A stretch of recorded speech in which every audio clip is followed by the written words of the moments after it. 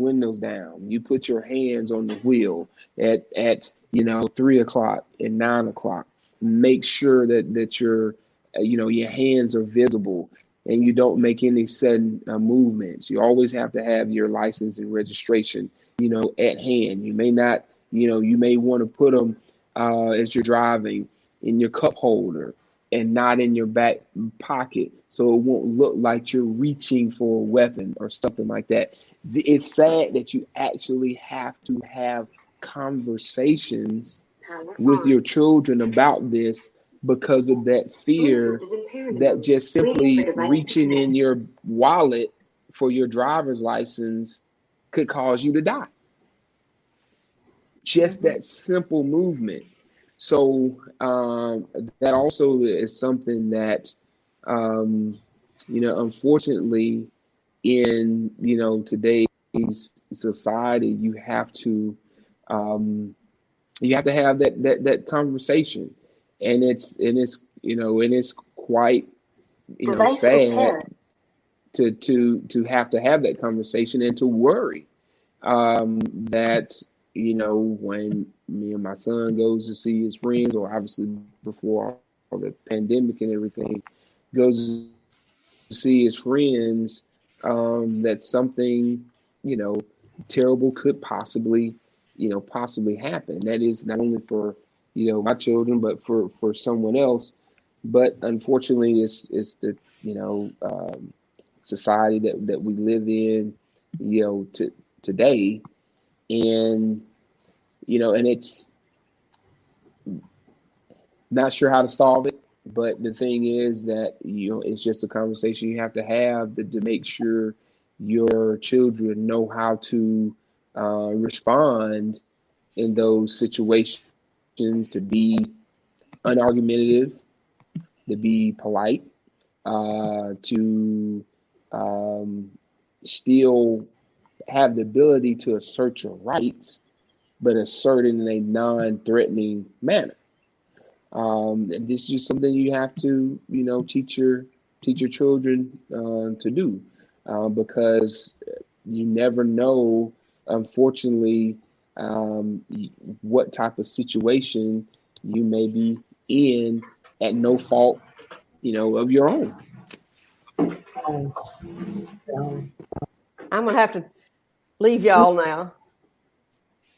Okay, thank you for joining. We're going to get ready to wrap up. Okay. One thing that really bothers me is, what did they think that he was going to do? You're chasing him. You got weapons drawn, and you approach. When they start approaching him, it just keeps going through my mind. What did they think that he was going to do? Stand there and just let you shoot me, not say anything, not try to fight for my life, which that's what he was doing. What did they think he was going to do? Just let you do it to him without doing anything?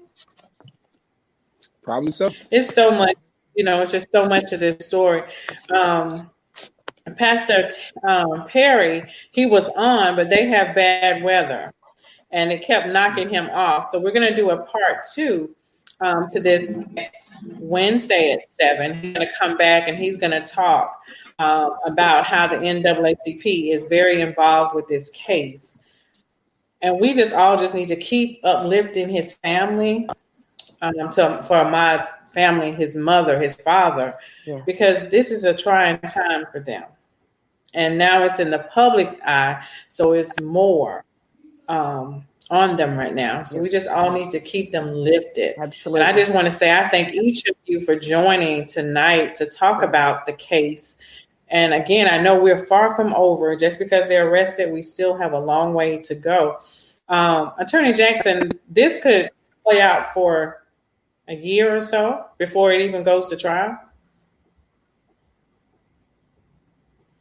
Question, say that again. I'm sorry. With this case, could it be a year from now before it even goes to trial? And I'm going to say pre-COVID-19, currently the situation we're in now, I would say that normally a case like this, you'd be looking at between 12 to 18 months before a case like this went to a jury trial. But but with the COVID-19, the Supreme Court did issue a judicial emergency limiting the grand jury. Well, basically, there's no grand jury that are meeting to indict cases. There's no criminal juries meeting to try cases. So it would probably be, and obviously I'm no scientist or medical expert, but just some of the things that I've been privy to as far as judicial meetings and different things like such as that, with the combination of different things with social distancing, I wouldn't expect, because now even when we start back rolling, maybe in the fall or early next year, you still have the other cases that would be in front of it. So I would probably say that you probably wouldn't see a trial in this case for at least probably about 18 months. Will they remain in jail since their bond, they was not given bond? Would they remain in jail, or would they try to appeal again? Well, one thing I just want to mention about bonds, you're not guaranteed a bond for the first 90 days. Now, if you're in jail for 90 days, any person, regardless of the crime, has a right to a bond. Now, doesn't mean what the amount is. It could be $1, it could be 1 million, but you have to have a bond after a 90-day period. So I would expect, just by operation of law, once the 90-day mark hits, that a judge would have to grant a bond. But it would be in that court's discretion how much bond would be, and also the conditions of that bond. For example, would they be confined to their home? They could be confined to the county in which they live. Would they be confined to the judicial circuit or to the state? Would they have a curfew? Would they have to wear an ankle monitor? So the court would have to set a bond, and then whatever conditions the court felt would be necessary to guarantee, or to try to guarantee, that they come back to court when it's time for their case. Okay. Well, thank you. Right. Attorney Reese, do you have anything else that you would like to say before we end tonight?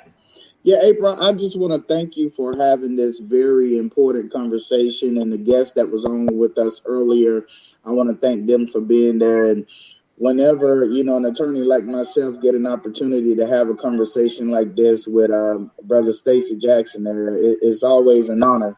So thank you for bringing your expertise on, brother. We appreciate you. And I tell you, it's on us to make sure that we educate our community about their rights and how things should go, so that when they don't go that way, people know what to be on the lookout for. So hopefully in the future, Brother Jackson, we'll be afforded more opportunities to share with our community the knowledge that we've been blessed with. 2 little black boys raised in rural areas in Georgia. Me first in my family to go to college, and so we're breaking barriers, and we got to share that blessing with everybody else. Correct. Yes. Okay. I want to say thank you. Thank you for joining us. Attorney Jackson, thank you for giving us the insight so we know how the system really works and the process that everything had to go through. So thank you again. And I thank y'all for taking the time to join me. And until next time, love you all. Take care. All right. All right. Bye-bye.